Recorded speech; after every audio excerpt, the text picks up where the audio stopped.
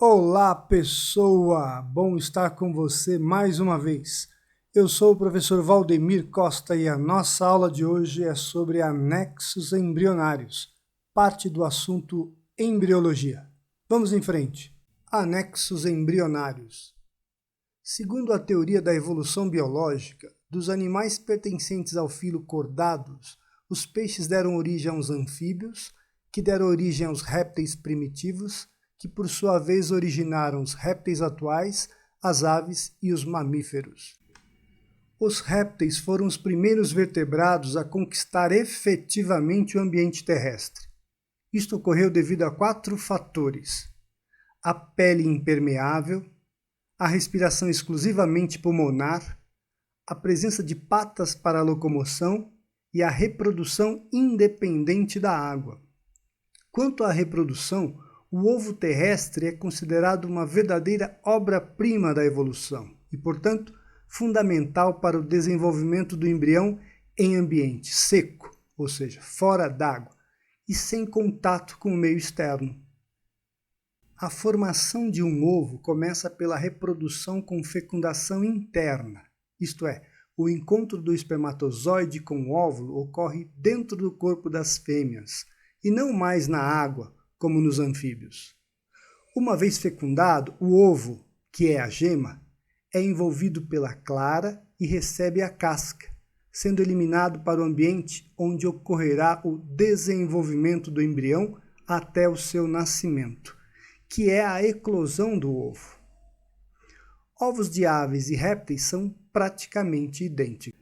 Pensando na estrutura do ovo, podemos especular sobre as adversidades que os ancestrais dos répteis tiveram que enfrentar para abandonar o ambiente aquático. Por exemplo, como proteger o embrião contra a desidratação do meio terrestre? Como alimentá-lo em compartimento fechado? Como lidar com os resíduos da alimentação em um ambiente fechado? Como protegê-lo contra choques mecânicos, isso é, a movimentação brusca do ovo? Como o embrião poderia respirar dentro de um compartimento fechado? Como facilitar a saída de dentro do ovo pelo filhote quando ele estivesse pronto? Estas perguntas são respondidas por meio das estruturas que estão ligadas ao embrião e o auxiliam em seu desenvolvimento. São chamadas de anexos embrionários. Presentes também nas aves, estes anexos são formados pelo embrião e utilizados apenas durante seu desenvolvimento, sendo descartadas ao nascer. São 4 os anexos embrionários: a vesícula vitelínica, ou saco vitelínico, o alantoide, o âmnio e o córeo.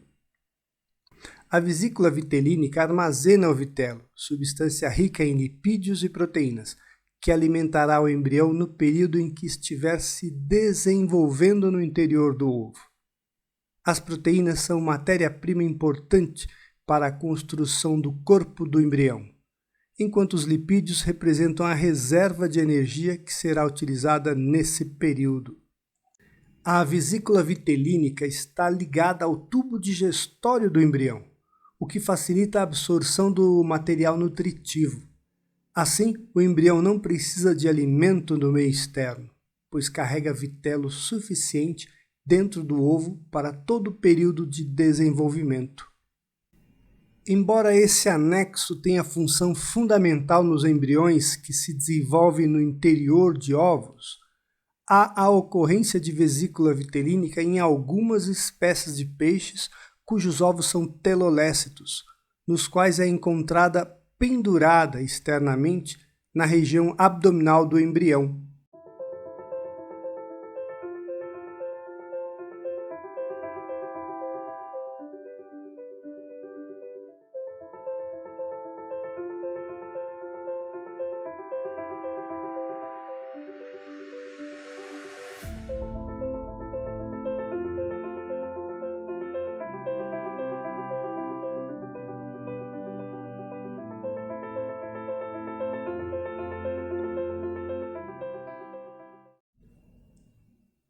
O alantoide armazena cristais de ácido úrico, excreta nitrogenada insolúvel gerada pelo metabolismo do embrião. Ele também está ligado ao tubo digestório, assim como a vesícula vitelínica. O alantoide, com o córeo, forma uma membrana muito vascularizada chamada alantocóreo, que se mantém em contato com a casca e é responsável pelas trocas gasosas entre o embrião e o ambiente. Outra função desse anexo é absorver cálcio da casca, usada no fortalecimento dos ossos. Ao perder esse mineral, a casca vai ficando mais frágil, facilitando a saída do filhote ao final do desenvolvimento. O âmnio é uma bolsa que envolve o embrião. No seu interior há o líquido amniótico, no qual o embrião fica mergulhado e protegido contra a desidratação e choques mecânicos. Ao longo do desenvolvimento, esse líquido vai sendo absorvido. O córeo, ou serosa, é uma membrana originada da dobra do âmnio e envolve o embrião e todos os outros anexos embrionários, protegendo todo esse conjunto. Além disso, com o alantoide é responsável pela troca gasosa do embrião com o ambiente. Ajuda a absorver o oxigênio que atravessou a casca porosa e a eliminar o gás carbônico produzido na respiração do embrião e que irá ser liberado para o meio externo. Vamos aprofundar um pouco mais a estrutura dos anexos embrionários. Os anexos embrionários também são formados por dobras daqueles 3 folhetos embrionários que estudamos na aula anterior: a ectoderme, a mesoderme e a endoderme. A vesícula vitelínica e o alantoide estão ligados ao tubo digestório e são formados pelos mesmos folhetos embrionários que constituem essa estrutura. A mesoderme, que está em vermelho, e a endoderme, em amarelo. Na vesícula vitelínica, a endoderme é responsável pela secreção de enzimas digestivas e pela absorção dos nutrientes resultantes da digestão. A presença da mesoderme permite a formação dos vasos nos quais os nutrientes são transportados para todas as partes do embrião. No alantoide, os vasos de origem mesodérmica trazem os resíduos nitrogenados retirados do organismo embrionário. O âmnio e o córeo são estruturas que envolvem o embrião externamente. São formadas pela ectoderme, em azul, e pela mesoderme.